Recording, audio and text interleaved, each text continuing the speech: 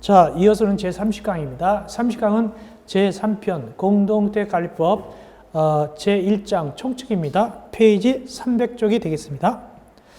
공동택관리법은 8문제 정도가 나옵니다. 그 중에서 3문제 정도가 주관식 단답형이 나오게 되겠습니다.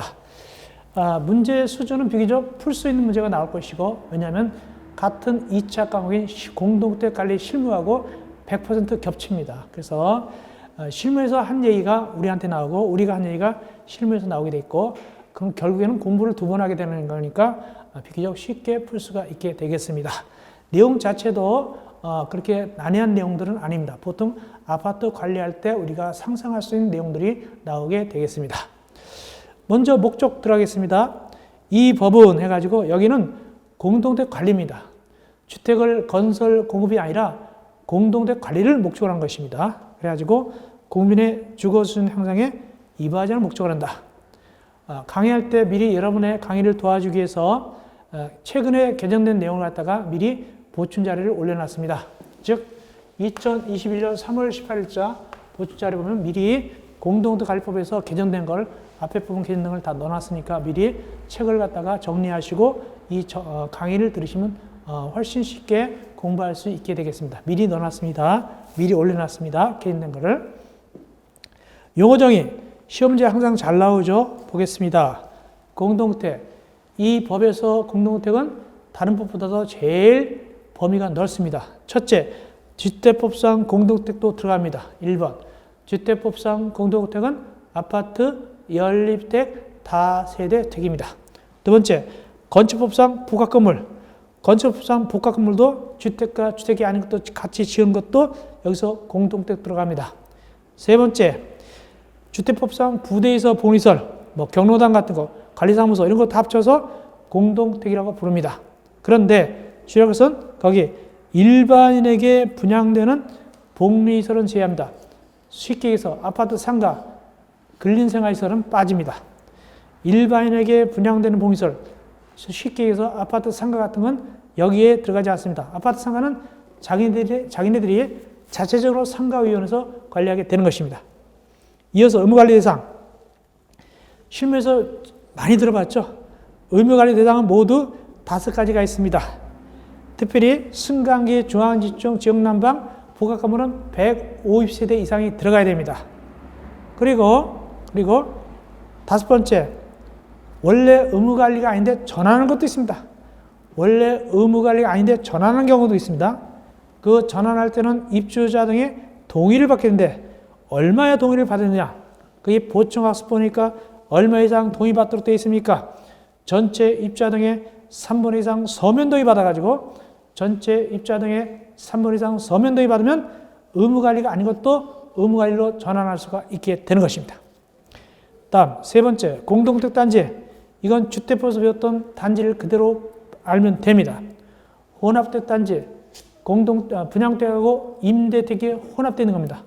임대택과 분양택이 같이 들어있는 단지가 바로 혼합주택 단지가 될 것이고, 입주자는 소유자뿐만 아니라 소유자를 대리하는 배우자, 직계전 전비속을 합쳐서 입주자로 부르고, 사용자, 세든 사람, 임차하여 사용하는 사람, 세든 사람, 전세권자, 임차권자가 바로 입주자인데, 사용자인데, 다만 임대택의 임차인은 여기 안 들어갑니다.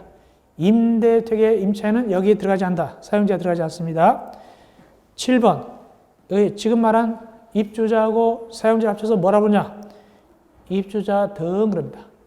입주자와 사용자를 합쳐서 입주자 등 그렇게 부릅니다. 입대의, 입주자 등을 대표해 관리에 관한 주요 사항을 결정하기 위해서 14조에 따라 구성되는 자치의결기구다. 입주자 대표회는 소위 우리가 공부할 때 입대회 그러죠. 입대는 필수기구고 의결기구입니다. 의무관리 할 때는 반드시 입대회가 있어야 됩니다. 관리규약, 입주자 등의 보호를 하고 주거생활 질서를 유지하기 위해서 자체적으로 정하는 규약이 바로 관리규약입니다. 이건 지금 입주자들이 지켜야 할 내용들이죠. 302쪽 올라가서 관리체는 거기에 모두 5가지가 있게 됩니다. 살펴보겠습니다. 302쪽 위에 관리체.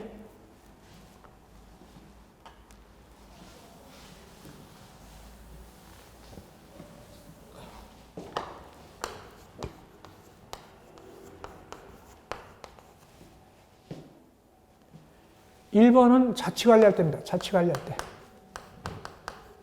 자치관리할 때는 누가 관리십니까? 자치관리구의 대표자인 공동체 관리사무소장이 관리십니다. 두 번째, 2번은 뭐냐? 인계하기 전에. 인계 전에 사업체가 관리셔야 됩니다. 임시라는 거죠. 즉, 아파트를 지은 사업체가 나중에 입주인자가 과반수가 입주하면은 너희들이 관리하셔라고 통보하게 되죠. 그래서 나중에 입주자 등이 입대인 만들어가지고 인수받기 전까지 그때까지 관리하는 것이 뭐다? 인계하기 전에 사업체입니다. 이건 임시하는 거예요. 임시라는 겁니다. 임시. 세 번째가 뭡니까? 주택관리업자죠. 이거 위탁관리입니다.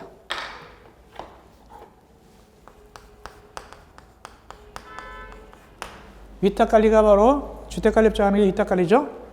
네 번째, 임대사업자. 임대아파트를 관리할 때, 임대주택입니다.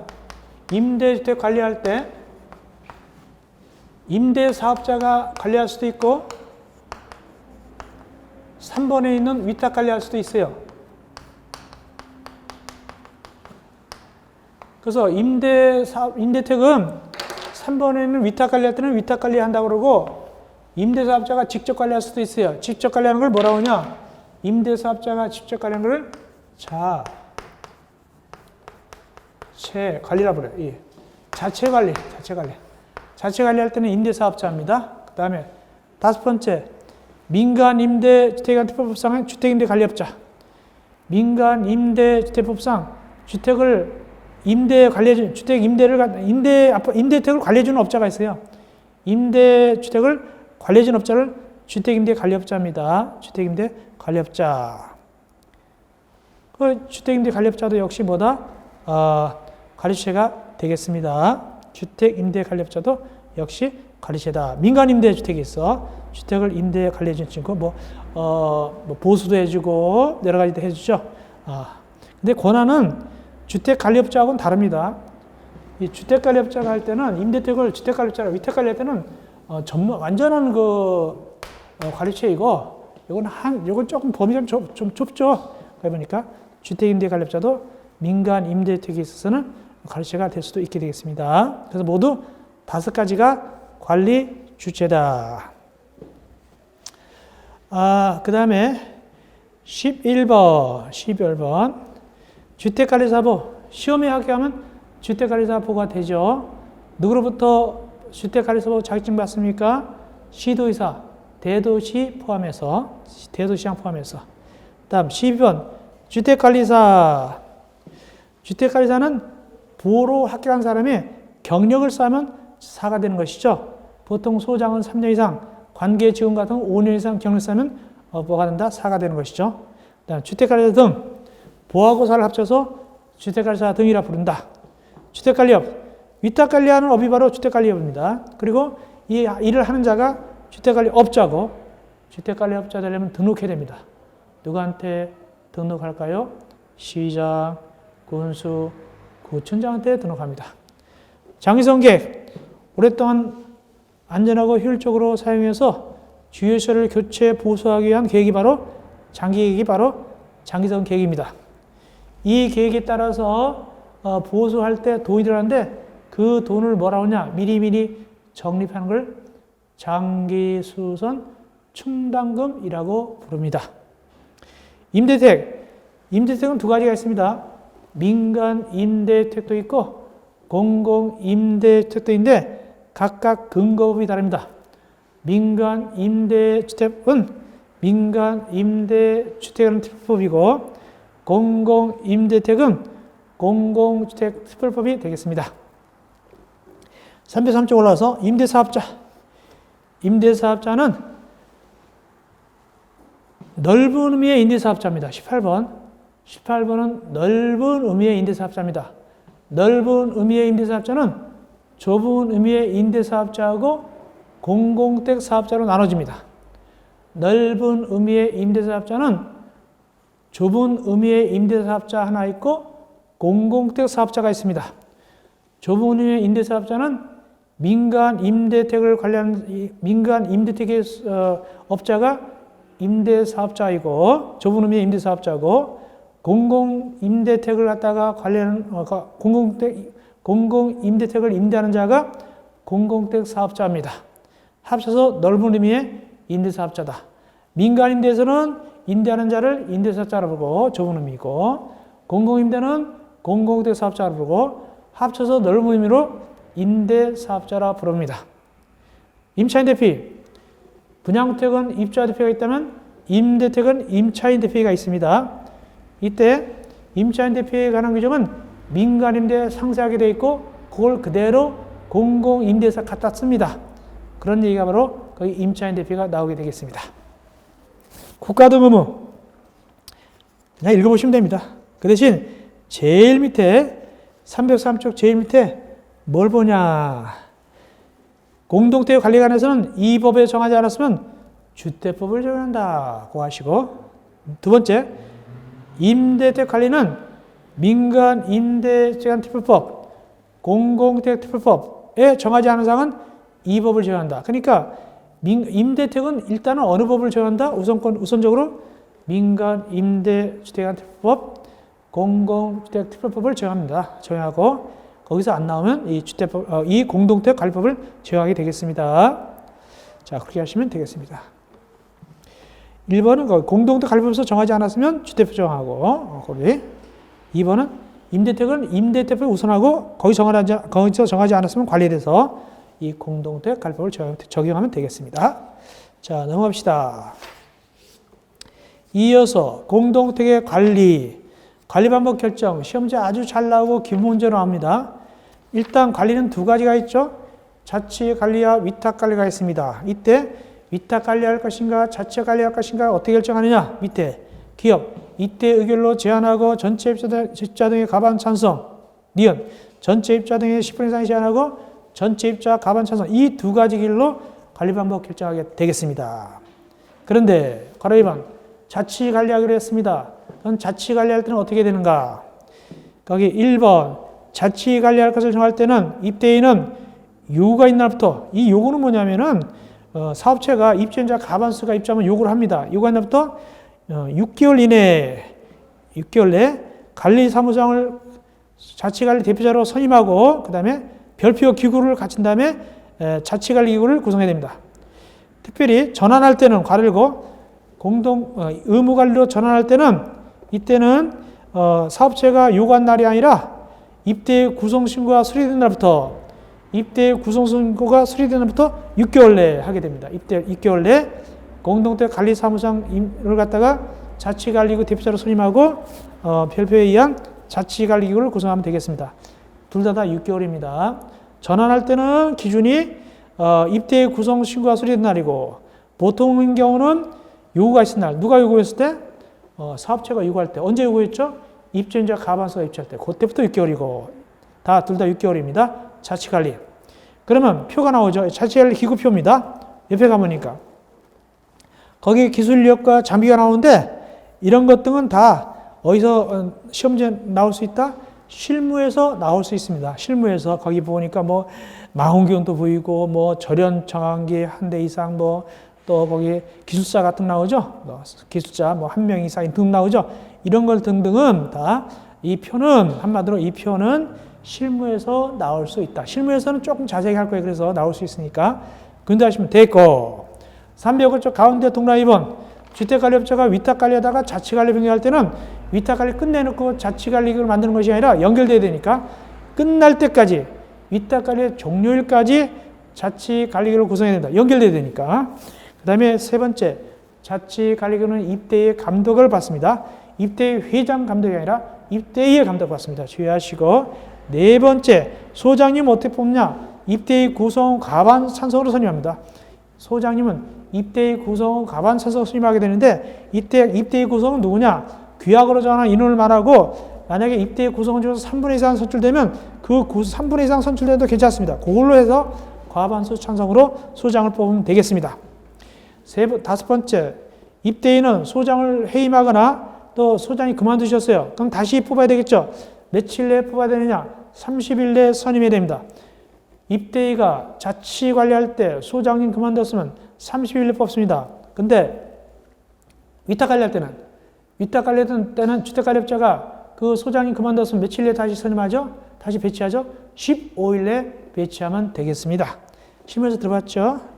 다섯 번째, 입대의 구성원, 즉 동별 대표자는 자치관리 직원을 겸하면 안 됩니다. 동별 대표자가 무슨 거기 시설 과장하거나 회계 담당하면 안 됩니다. 그런 얘기입니다. 넘어갑시다. 306조 위에 3번 위탁관리. 위탁관리는 누가 나오는 겁니까? 주택관리업자한테 맡기는 것이죠. 어떻게 맡게 되냐? 어떻게 선임하느냐? 위탁관리할 때 주택관리업자 선정 어떻게 해야 되냐? 전자입찰해가지고 경쟁입찰입니다. 전자입찰해가지고 경쟁입찰이 원칙인데 다만 이것이 어려울 때는 다른 방법도 할 수가 있습니다. 그렇게만 하시면 됩니다. 그런데 가장 중요한 게 뭐냐? 보충학습에 있어서 거기에 2번이 중요합니다. 가운데 박스 보충학습 2번이 중요합니다. 위 이래도 불구하고 계약기간이 끝난 주택관리업자를 수의계약법으로 다시 관리처로 선정하는 경우는 다음 요건을 갖춰야 된다. 이거 아주 중요합니다. 쭉 시험에 나왔고 원래는 경쟁입찰인데 수의계약하는 경우도 있습니다. 업자 선정할 때 주택관리업자. 왜? 그 업자가 너무너무 잘했기 때문에 이때는 수의계약할 수 있습니다. 또 시킬 수 있습니다. 어떤 조건 하에서 1번 관리계약으로 정하는 절차에 따라 입자등 의견을 청취한 결과 전체 입자등의 10% 이상이 서면 이의를 제기한다. 이의 제기하지 않더라. 10% 이상이. 두 번째, 위 요건이 충족된 가운데 입대의 구성원 3분의 이상이 찬성했다. 그러면 또 시킬 수 있습니다. 또 시킬 수 있다. 그 업자를 또 시킬 수 있게 되겠습니다.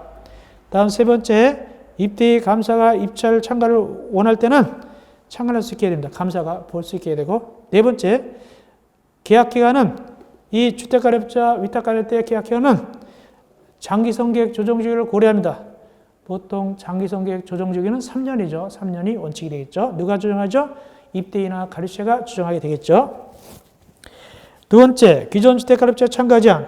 이건 반대로 이 주택관리업자가 너무 엉망으로 일했어요.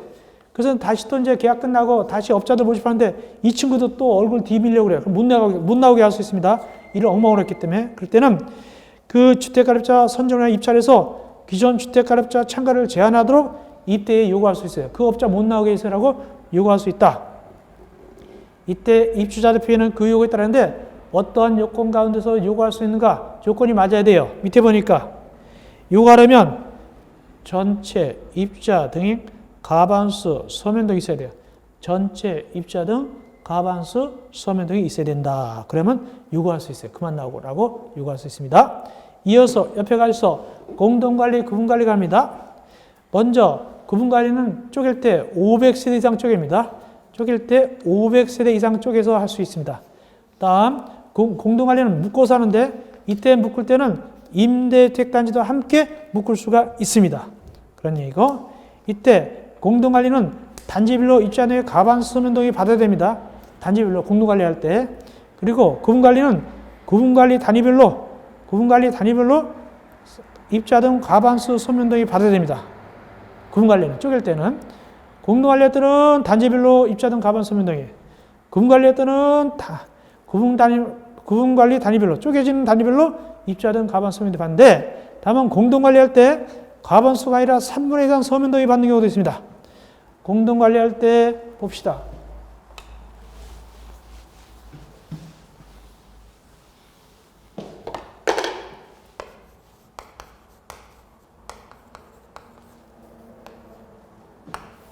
과반수 서면 동의 원칙입니다. 과반수 서면 동의가 원칙이다. 그런데 예로 3분의 2 이상 서면 동의 받는 경우도 있습니다. 이건 예입니다.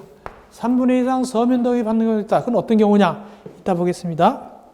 자, 공동관리 기준 보니까 공동관리는 거기 박스 하나 기억 1500세대 이하가 원칙입니다.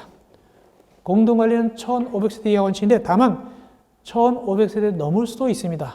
옆에 다만 의무관리 대상 옆에 즉 1500세대 이하인데 1500세대 넘을 수도 있다. 여기 의무관리이다. 옆에 몇 세대 미만일 때? 300세대 미만일 때는 1500세대 미만 이상도 괜찮다. 즉 여기가 1400세대다. 당연히 의무관리죠. 1400세대. 근데 여기 200세대다. 이게 된다는 겁니다. 결국 몇 세대 지역이요? 1600세대 된다는 얘기입니다. 의무관리협회 300세대 임할 때는 200세대 같은 거, 일단 1500세대 이상도 괜찮다. 즉 여기서는 예를 들어서 1600도 됩니다. 그 다음에 거기 니은 공동택단지 사이에 주택법 2조 12호 항목에 해당 시설이 없을 거. 이게 무슨 소리냐면 우리 주택법 배웠습니다. 주택법 배웠습니다. 즉 여기 단지가 있는데 이 단지가 있는데 여기 가운데 이렇게 빗자켓이 지나갑니다. 그러면 여기하고 여기를 공동관리할 수 있냐? 원래 안 된다는 뜻입니다. 원래 안 된다는 뜻입니다.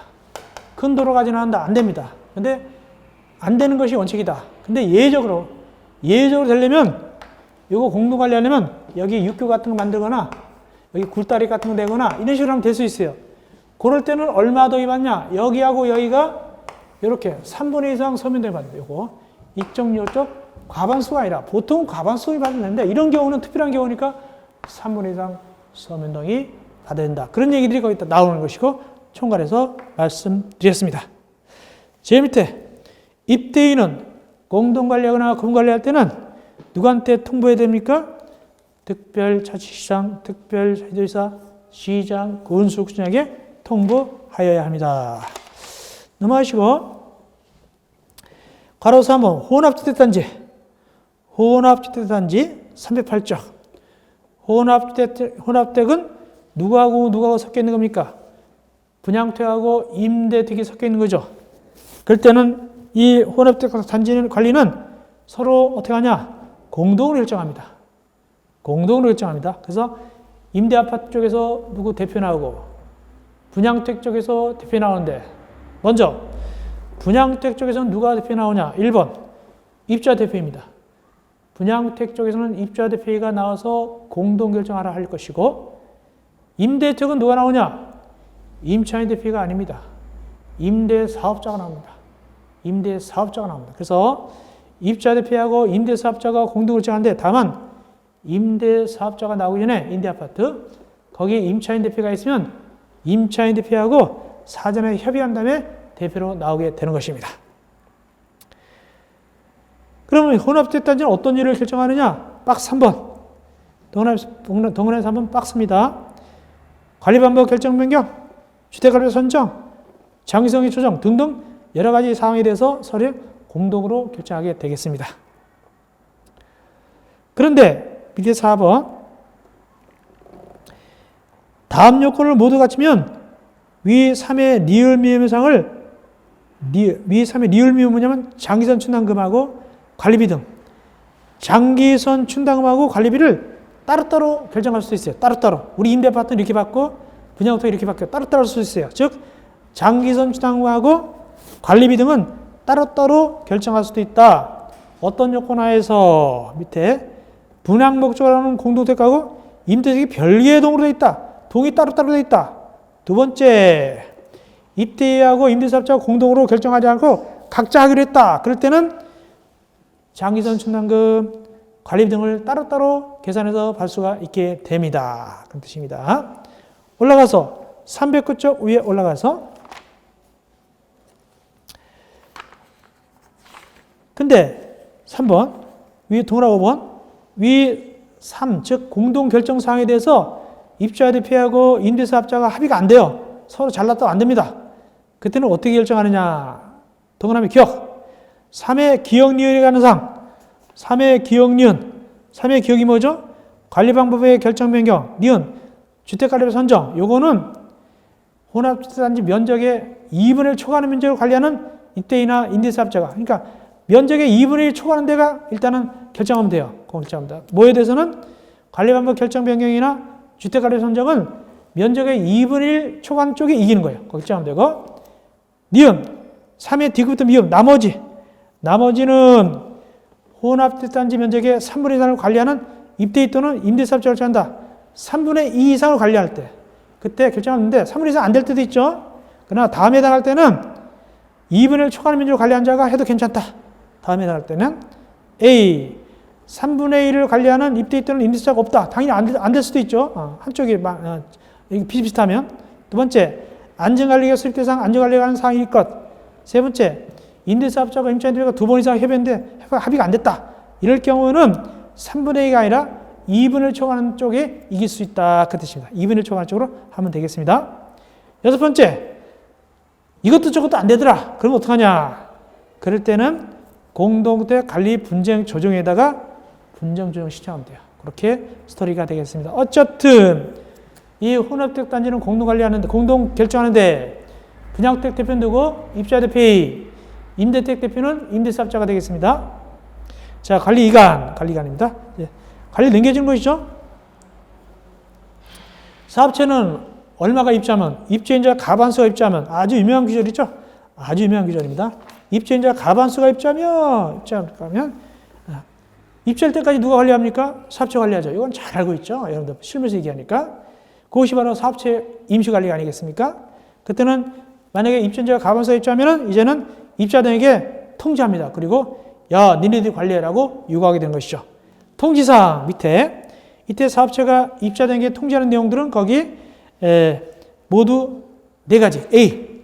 총 입주 예정 세대수 및 총 입주 세대수, 동별 입주 예정수 및 동별 입주 세대수 등등 4가지를 사업체가 입주 예정자한테 입주자 등에게 통지합니다. 통지 내용입니다. 이건 실무에서 잘 나옵니다. 언제 통지할까요? 입주 예정자가 과반수가 입주하였을 때. 다음 올라가서 동그라미 티귿입니다.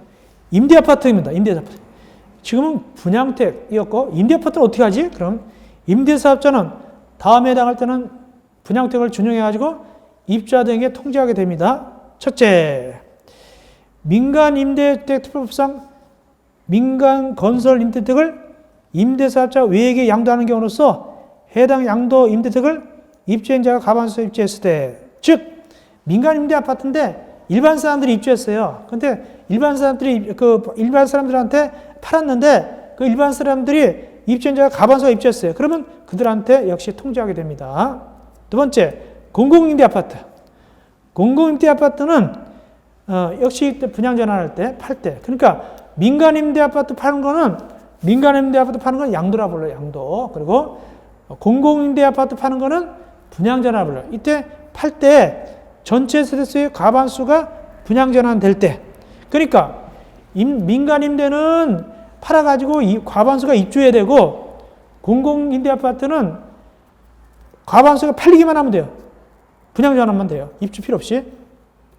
전체 세대수의 과반수가 분양 전환만 되면은 이때 니네들이 관리하라고 통지하게 되는 것입니다. 그러면 이렇게 통지받으면 입대 구성. 몇 개월 내에 입대를 만들게 되죠? 3개월 내에 입대를 구성하야 된다. 잘 알고 있죠? 우리가 실무에서 들어봤죠? 3개월 내 입대를 구성하게 됩니다. 그리고 입대회장은 관리법을 결정했으면 이때 관리법을 결정할 때는 위탁 관리는 그 어느 업자까지 결정하는 겁니다.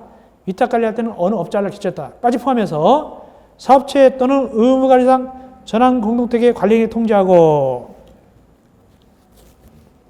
그러니까 입대회장은 관리법을 결정했으면 보통은 사업체는 통지하면 됩니다. 다만 전환할 때 의무관리 안 돼, 의무관리 전환하는 경우는 관리인에게 통지해줍니다. 관리인에게 통지하고, 그 다음에 누구한테 신고하느냐? 시장, 군수국장한테 신고하게 되겠습니다.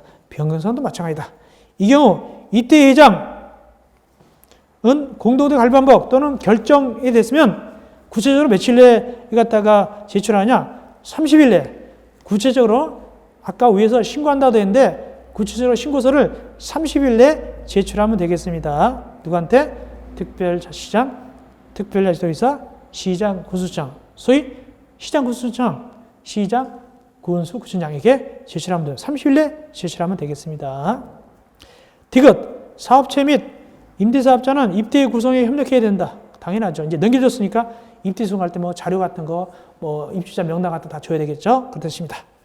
다섯 번째, 사업체의 주택관리자 선정. 원래는 사업체는 주택관리 선정 안 하는데 사업체가 이제 인수인계해야 되는데 임시로 관리하다가 근데 그 입주자들이 인수를 안 받는 거예요. 즉 통지를 안 해주는 거예요. 입대 구성 통지도 안 하고 또 만약에 자치관리했다면 6개월 내에 자치관리 만들었는데 자치관리를 안 만드는 거예요. 그때는 사업체가 열받아가지고 주택관리자한테 맡길 수가 있어요. 그래서 주택관리자한테 선정해야 된다. 맡겨버릴 수가 있습니다. 그리고 그 사실을 입대하고 관할 시장 구수청한테 알려야 된다. 그런 얘기입니다. 사업체가 임시 관리하다가 맡겨버려요. 주택관리자한테. 저쪽 인계 안 받으니까 주민들이. 그러면 주택관리자한테 선정해서 맡겨버리고 그 사실을 입주자 대표의 또는 시장 군수구청에게 알려야 되겠습니다. 관련면 인계 사유. 사업체나 의무관리상 전환 공동 관리인은 보통 아파트는 사업체가 인수인계할 것이고 의무관리 전환 대상 공동 관리인은 의무관리니까 아직 입대에 없었잖아요. 그러므로 관리만 일단 있었어요. 그런데 일단은 관리인이 넘기게 되는 거예요. 그래서 사업체, 보통 아파트, 전환 아파트는 관리인이 넘깁니다. 누구한테 넘기느냐? 새로운 관리자한테 넘기게 됩니다. 어떨 때? A. 주택관리자 선정 통지받다. 그럼 주택관리자한테 맡기게 되겠죠. B. 자치관리가 구성됐다. 그러면 자치관리가 구성한테 넘기겠죠. 다음 C. 자치관리가 구성됐다는 것은 자치관리가 됐다는 얘기죠. 그럼 자치관리가 됐으니까 그 소장한테 넘기면 되겠습니다. C. 12지에 따라 주택관리비 선정됐다. 그건 뭐냐면은 이 사업체가 말이죠. 사업체가 기다려도 입주자 등이 주택관리자를 입주자 등이 입주자 대표를 만들지 않거나 자치관리할 준비가 안 됐단 말이에요. 그러면 아까 얘기한 대로 360점 밑에 괄호 5분 내용대로 열받아가지고 주택관리자 선정해서 넘겨버립니다. 그런 뜻입니다. 그것이 주택관리자 선정된다. 이것은 누가 선정한 것이다? 사업체가 열받아서 선정한 겁니다. 기다리다가 그겁니다. 이럴 때 인수인계하게 되는데 보통 얼마 기간 내에 인수인계해야 되냐? 니은입니다. 보통은 그 해당의 날부터 1개월 내에 인수인계하게 되겠습니다. 1개월 내에 인수인계하게 됩니다. 1개월 아셔야 되겠네요. 자, 일개 인수 절차는 그냥 그대로 읽어보시면 되겠습니다. 그대로 인수인계 할 때는 그 절차를 읽어보시면 되겠고 다 1개월이 되겠죠. 그런데 디귿 좀 하세요. 인수인계 서류.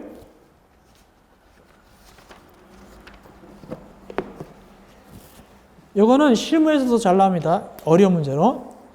디귿입니다. 사업체 또는 의무 관리대상 전환 공동 관리인은 13조량에 따라서 공동 관리물을 인수인계할 때는 입대 회장 및 한 명 이상의 감사의 참관하에 인계자와 인사가 인계 인수에 각각 서면 날하는 서면 달하고 다음 서류를 인계해야 된다.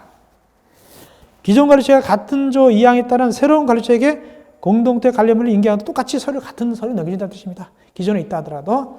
자, 어떤 서류를 넘겨주느냐? 이게 중요한데 실무에서 나온 적도 있고 좀 어려운 문제가 나올 수 있습니다. 어디서 어디까지입니까? A. 거기에 설계도서 등등, 장성계획, 안전관리계획. B. 관리비 사용료에 관한 회계서류. C. 장성 다음에 적립현황. D. 관리비 책임 명세. E. 법 30조 3항 1호에 따른 세대 전유 부분을 입자에게 인도한다는 현황. F. 관리계약 등등 이런 걸 갖다가 인수인계 서류를 넘겨줍니다. 그러면 여기서 우리가 알 건 뭐냐면 이게 인수인계 서류인데 거기 동그라미 2가 뭐냐? 동그라미 2번. 30조 3항에 따라서 3항 1호에 따라 세대 전유 부분을 입자에게 인도한다는 현황. 이게 뭔 소리냐? 이게 뭔 소리냐를 설명드리겠습니다.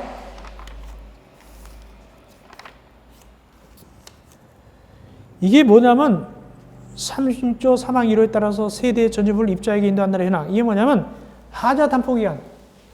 뒤에서 하자 담보기간은 세대의 전유부분은 기산점.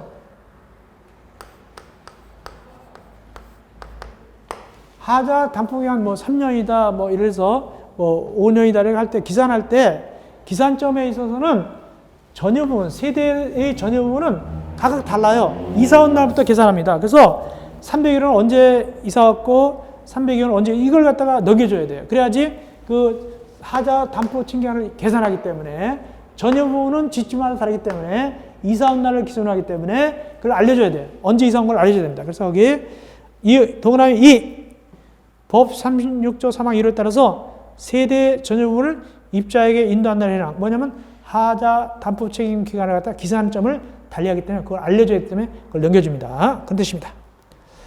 그 다음에 동원에서 한번 임대아파트 건설 임대택을 갖다가 분양전환 하는 경우에는 즉 건설 임대택을 일반적으로 판단 말이죠. 팔을 때 임차인한테 보통 팔겠죠. 임차인이 팔 때는 임대사업자는 위의 규정을 준용해서 관련물을 인계해야 된다. 당연하죠. 역시 임대아파트를 일반적으로 팔 때도 역시 지구 위의 규정을 준용해서 관련물을 갖다가 임차인한테 넘겨줘야 되겠죠. 넘겨줍니다. 1개월 내에 넘겨주고 서류도 이런 것들을 넘겨준다. 그런 뜻이 되겠습니다. 예, 그 정도 하시면 되겠습니다. 자, 다음 의무 관리대상 공동택 전환 등 매우 중요합니다. 의무 관리대상 공동택 전환 등 매우 중요합니다. 이 부분은 제가 기본 강의에서 해드렸는데 그래도 다시 한번 해드리겠습니다. 중요한 부분이 때문에 해드리겠습니다. 자, 전환. 이건 시험지에 잘 나옵니다. 이건 중요합니다. 7번은 시험지에 잘 나올 것입니다. 이건 아주 중요합니다. 7번. 자, 일단 아파트가 몇 세대냐? 승강기가 있어요. 승강기가인데 100세대예요. 100세대.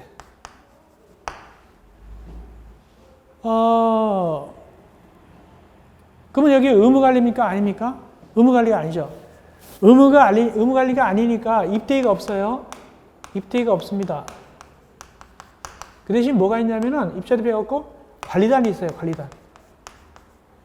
관리단이 있고 이 관리단을 관리하는 친구가 관리인이에요. 관리인. 그래서 관리인이 이걸 관리하는 거예요. 관리인이 이걸 갖다가 관리단에서 관리인이 이 아파트를 관리하고 있는데 얼마 동의 얻어가지고 입자 등에 3분의 2 이상 서면동의 얻어가지고 3분의 2 이상 서면동의 얻어가지고 야 이거 우리 이제 뭐 하자? 의무관리하자 라고 결정을 한 거예요. 3분의 2 이상 서면동의 받아가지고 의무관리하자라고 결정했단 말이죠. 그 뜻입니다. 그러면 이제는 일단은 이 의무관리로 되기까지는 이제 의무관리 되는데 누가 많은 일을 하냐면 이 관리인이 다 일을 합니다. 일을. 여기 입대가 아직 없으니까 입대 회장도 없고 관리처도 없으니까 관리인이 하는 거예요. 의무관리가 되면 그때 누가 등장하냐 하면 이제 입자 대비 입대도 등장하고 또 관리처도 등장하게 됩니다. 이렇게 됩니다. 이 절차를 좀 보겠습니다. 자, 현재는 관리인이 하는 거예요. 아직 전환 안 됐으니까. 동원 1번. 의무 관리상 공동체로 전환되는 공동체 관리인은 대통령령으로 정한 바에 따라서 거기 시장, 군수장에게 의무 관리상 공동체 전환 신고를 해야 된다. 전환 신고합니다. 누가 신고한다?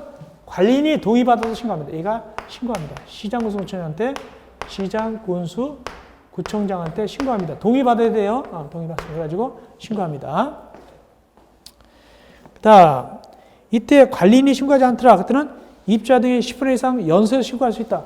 관리인이 말이죠. 이거 전환되면 자기 일자리 잘릴까봐 대신 입대인하고 관리처가 나오니까 자기 일자리 잘릴까봐 신고를 안 하더라.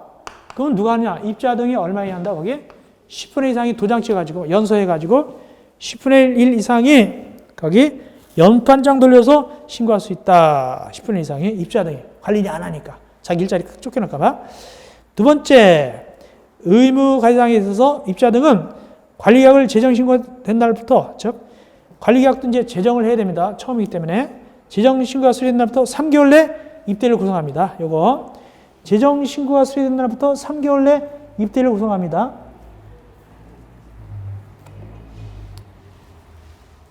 (3개월) 내 관리계약 재정, 관리계약 재정 신고. 이 재정 신고도 역시 누가 하냐면 이제 관리인이 합니다. 가지고 3개월 내 입대를 구성하게 되는 거예요. 입대를 구성합니다. 그 다음에 또 입대 구성 신고가 되면 3개월 내에 또 관리방 결정해야 됩니다. 입대가 구성 신고된 날부터 또 3개월 내에 또 뭐 한다? 관리 방법을 결정하게 됩니다. 그 순서를 아시면 되겠습니다. 다음 내려가서 의무관리상 공동택의 입자 등이 위탁관리할 걸 회장했어요. 위탁관리. 야, 우리 위탁관리자. 그럴 때는 이때 구성신고가 수립된 날부터 몇 개월 내 업자를 선정할까요? 6개월 내 주택관리업자를 선정합니다. 위탁관리했으면 6개월 내 주택관리업자 선정하면 됩니다. 만약에 자치관리는 어떻게 됐을까요? 자치관리를 하기로 했으면 앞에 배웠습니다. 즉, 그것도 역시 6개월 내 자치관리기구를 구성하면 됩니다. 이것도 앞에 배웠습니다. 다음, 네 번째. 의무관리 전환 공동 임대택은, 의무관리 전환 공동 입자 등은 의무관리 전환 대상에서 제외할 수 있다. 안 할 수도 있어요. 의무관리 안 할래 할 수 있습니다. 제외할 것을 정할 수 있습니다. 이 경우 했다가 안 하는 거예요. 했다가 안 합니다. 2조 1항 2호 마목 기준에 따라서 2조 1항 2호 마목이 뭐냐면은 뭐죠? 3분의 2 이상. 3분의 2 이상 동의받아가지고 다시 또 3분의 2 이상 동의받죠. 아까 3분의 2 이상 동의받는다고 어디 나와 있었습니까? 아까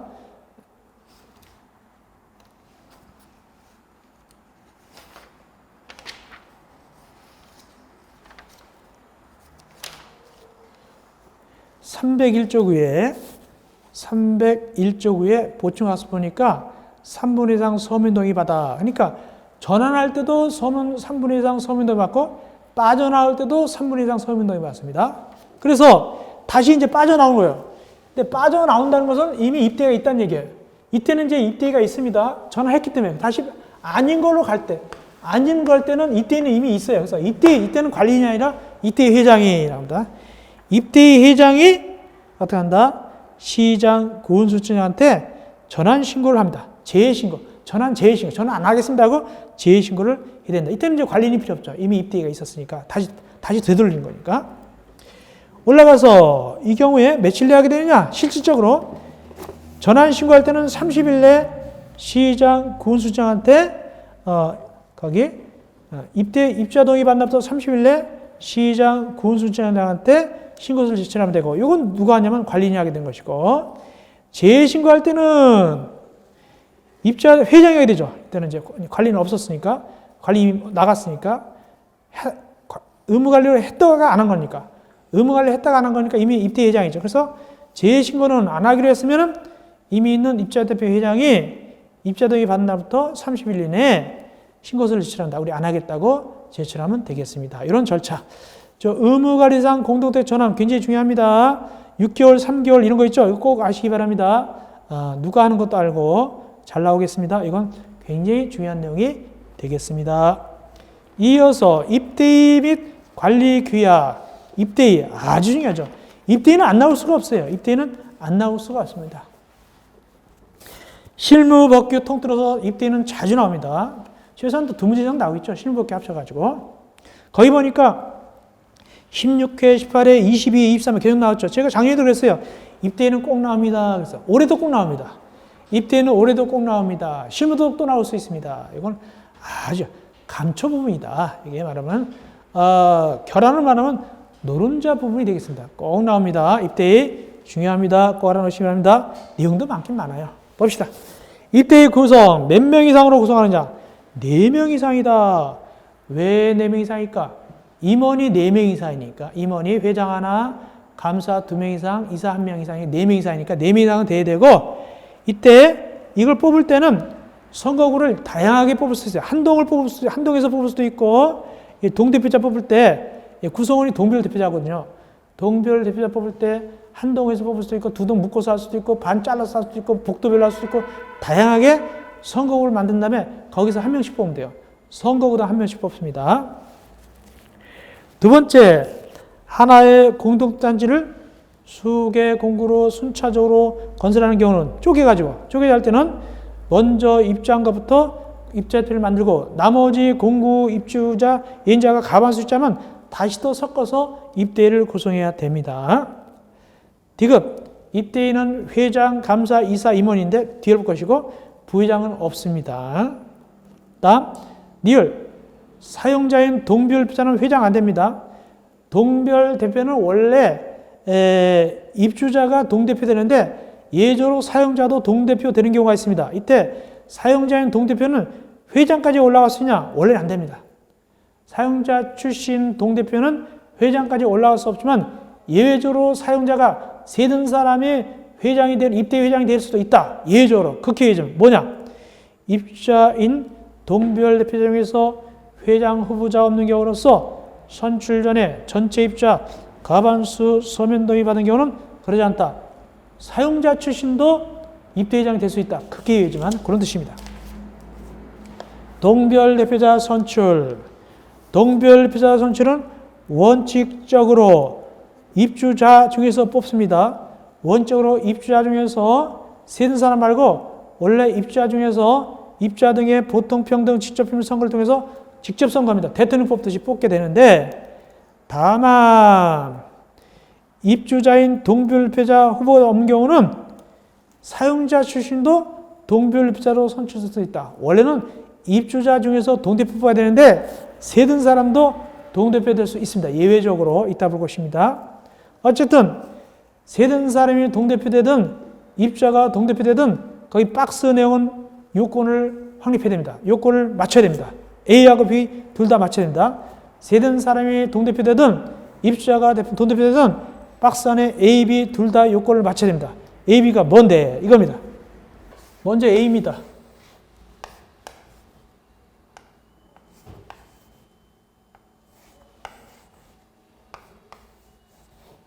자, 어떻게 선거구를 만들었느냐? 여기 두 동 합쳐서 1선거구, 여기 요거 2선거구, 여기 3개로 쪼개가지고 동이 크니까 3선거구, 4선거구, 5선거구 이렇게 했습니다.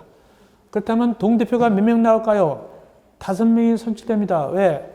한 선거구당 하나씩 선출하니까. 일단은 거기 A가 뭐라고 되어 있습니까? 6개월 이상 거주하고 있을 것. 주민등록 마치고 6개월 이상 거주해야 됩니다. 그래서 우리 동대표 나오는 친구가 A라고 합시다. A가 여기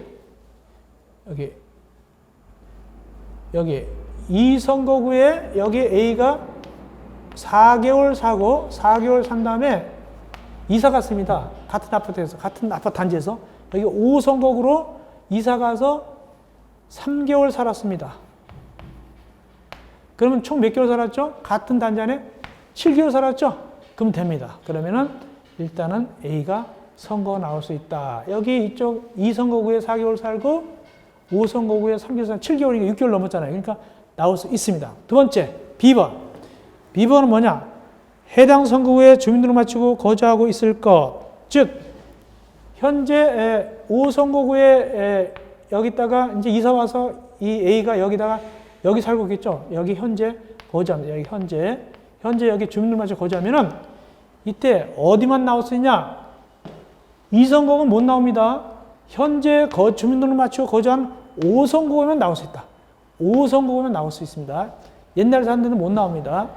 현재 살고 있는 주민등록 마친 여기에만 나올 수 있다. 그런 뜻입니다. 그 대신 6개월 계산할 때는 옛날 거, 지금 거 다 합쳐서 계산합니다. 그래가지고 하고. 그런 뜻입니다. 자, 그 다음에 방법. 보충합수. 후보자가 2명이서 할 때는 과반수가 투표하고 후보자 중 최대 투표자 선출하면 되고, 한 명일 때는 전체 입주자 등의 과반수가 투표하고 투표자 과반 찬성으로 선출하면 되겠습니다. 니은. 아까 얘기를 사용자 출신, 세든 사람도 동대표가 된다고 그랬는데 어떨 때 동대표가 될 수 있냐? 거기 보니까 두 이회의 선출 공고에도 불구하고 입주자 중에서 후보자가 없어요. 그럴 때는 다시 또 2개월 내 선출 공고 해가지고 사용자 출신인 사용자 출신도 동별 대표자가 될 수 있는 것이에요. 자, 그러면 어떤 사용자 출신도 2번 했음에도 불구하고 입주자 출신이 안 나왔고, 그러면 이제 세 번째 이제 2개월 내 다시 선출 공고 해가지고 세든 사람도 동대표 뽑게 되는데, 이때 어떤 요건 하에서 제일 밑에 박스 공동구토를 임차에 사용하는 사람일 것, 즉 세든 사람일 것. 다만 법일 때는 대표자를 말한다. 대표자가 해도 괜찮고. 두 번째, 꼭 그 본인뿐만 아니라 B번 그 전단에 따른 사람의, 즉 세든 사람의 배우자 또는 직계 전비속일 것. 배우자나 직계 전비속도 괜찮아요. 다만 서면 대리 위임장이 있어야 돼요. 서면을 위임한 대리권이 있어야 돼요. 부인도 괜찮고 애들도 괜찮아요. 다음은 서면 위임장 있으면은 이 세든 사람의 그 가족도 동대표로 나올 수 있다는 뜻입니다. 그런 얘기가 되겠습니다. 이어서 315쪽. 동별 대표자 결격사유. 시험지에 제일 잘 나옵니다. 동별 대표자 결격사유. 시험지에 제일 잘 나오는데 아주 중요한 것이 있습니다. 일단은 다음에 나올 때는 결격이 되는데 이때 그 읽어보면은 결격사유는 그를 대리하는 자에게 미치며 결격사유는 그를 대리하는 자에게 미치며 위에 요거 자 여기 301호입니다. 301호 남편, 부인 B가 있고 여기 남편입니다.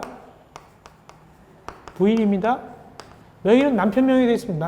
남편 명의로 되어 있습니다. 301호 주인이. 그럼 A도 나올 수 있죠. 또 부인도 대리하면 나올 수 있습니다. B도 나올 수 있는데 다만 남편이 전과가 있어요. 전과가 있으면은 못 나오잖아요. 여기 이따 보면 그래서 전과에서 못 나오게 되겠다. 그러면은 부인도 못 나옵니다. 이 전과 사유가 대리한 자한테 미칩니다. 그래서 B도 못 나옵니다. 그 뜻입니다. 원래 민법상 대리는 그렇지 않죠. 근데 여기는 안 됩니다. 이 전과 사유가 B한테도 있는 걸 봐가지고 못 나오게 된다. 그것이 거기 대리한 자에게 미치며 그리고 공유인 경우는 결격사유 판단할 때는 과반을 소유한 자의 결격사유를 기준한다. 만약에 302호가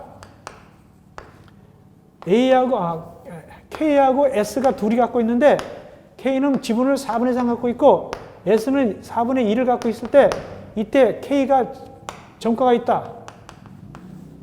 그러면 지분이 과반수 넘는 게 이게 전과니까 이건 여기서는 입후보 못합니다. 선고 못 나옵니다.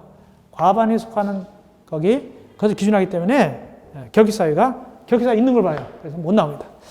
그런데 시험지에 뭐가 나오냐면 박스가 잘 나옵니다. 박스가 엄청나게 잘 나옵니다. 올해도 1순위입니다. 특순입니다. 실무, 법규 다 잘 나올 수 있습니다. 아주 중요합니다. 꼭 아셔야 되고 미성년자, 피성년자, 피한유기인 등등이 아주 쭉 나오죠. 특별히 10번에 이법 또는 주택법상에 실형 선고받고 끝나거나 끝나기로 된 거 해놓고 2년 지난 이하는 자. 그다음 근고 이상 집행유예 D번. 집행유예는 2년 필요 없습니다. 집행유예 기한 중인 사람 안 됩니다. 근데 동그라미 2번. 요번에 개정됐습니다. 자, 이거 중요합니다. 이거 개정된 거. 그 밖에 대통령령으로 정하는 다음의 사람. 전박이 첫 번째 거. 첫 번째 전박이. 그거. 벌금. 여러분들 미리 드렸죠? 2021년 3월 18일자 보충자료. 미리 드렸습니다. 공부할 때 쓰시라고. 요거. 거기 보니까 거기 굉장히 중요한 게 나왔습니다. 옛날에는 100만 원 이상 벌금 선고라고 했어요. 옛날에는 100만 원 이상 벌금 선고 그런데 지금은 그냥 벌금 선고받고 50만 원도 상관없어요. 40만 원도 상관없어요. 80만 원도 상관없어요. 벌금 선고만 받으면 2년이 지나야 돼요. 전에는 100만 원 이상 벌금 선고받을 때 2년 지난다. 즉 80만 원 전에 괜찮았어요. 근데 지금은 돈을 없애버렸어요. 그냥 벌금형 선고받고 요거 주의하세요. 벌금형 선고받고 네, 그래서 벌금형 선고받은 거. 벌금형 선고받고 2년이 지나는 사람. 금액 기준이 없었습니다. 무조건 벌금 선고받으면 2년 지나야 된다. 그거 중요합니다.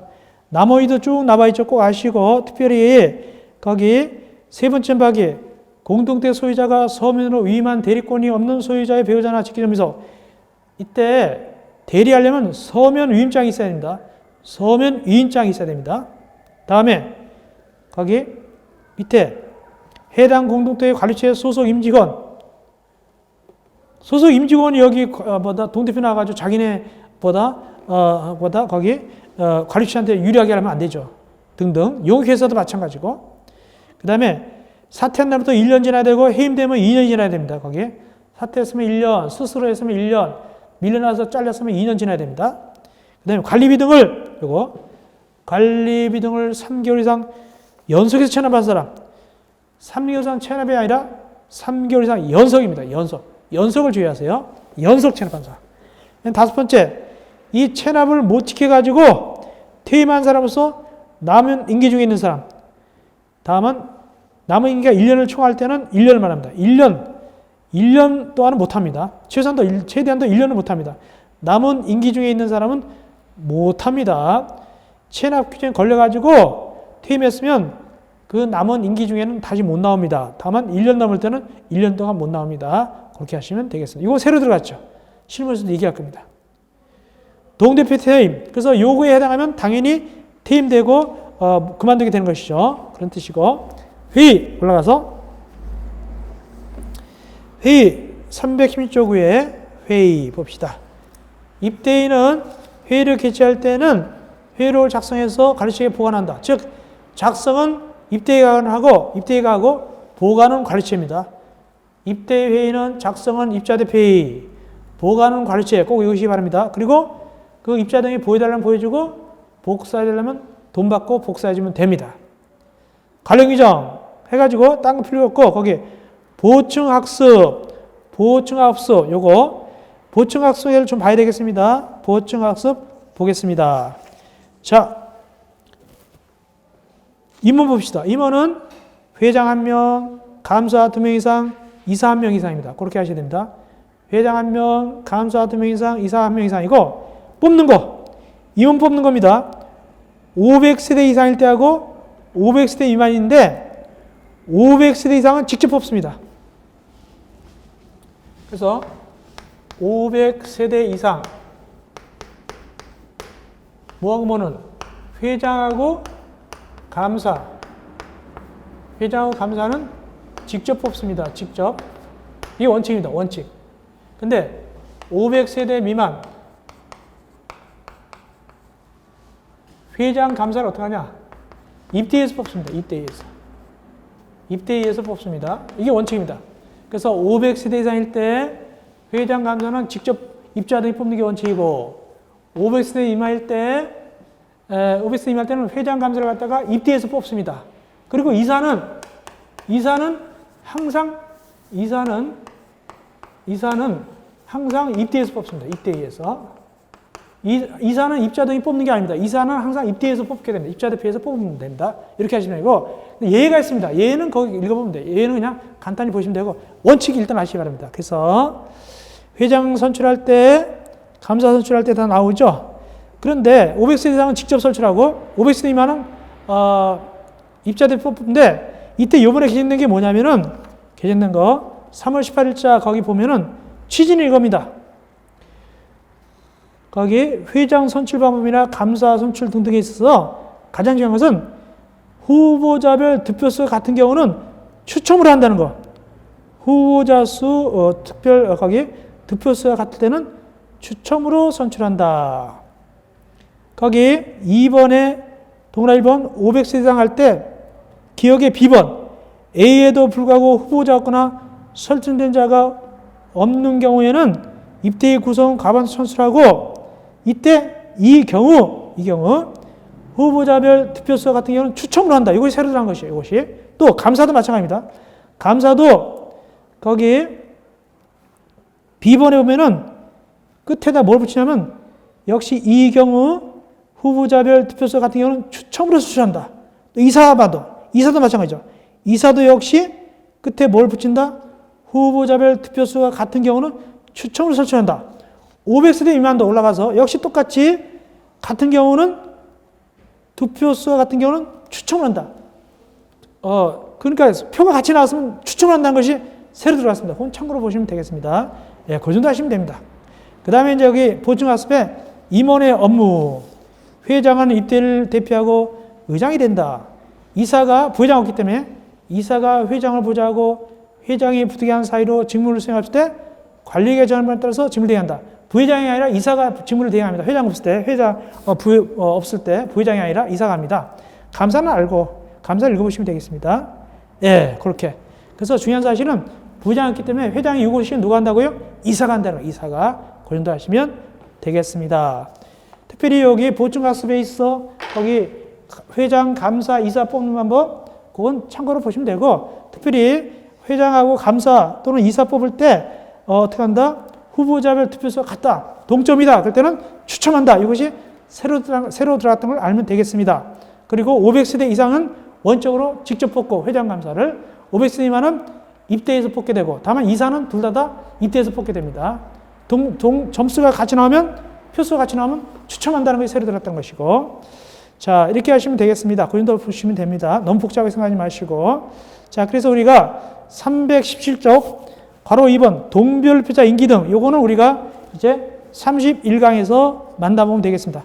그래서 우리가 317쪽, 괄호 2번, 동대표 인기, 요건 31강에서 만나 뵙겠습니다. 여러분들 고생들 되게 많으셨습니다. 근데 다만 그렇게 어려운 내용들은 아닙니다. 몇 개 빼는 건 어려운 내용들은 아닙니다. 실무에서 들어봤기 때문에 여러분들 그렇게 공부하시면 되겠습니다.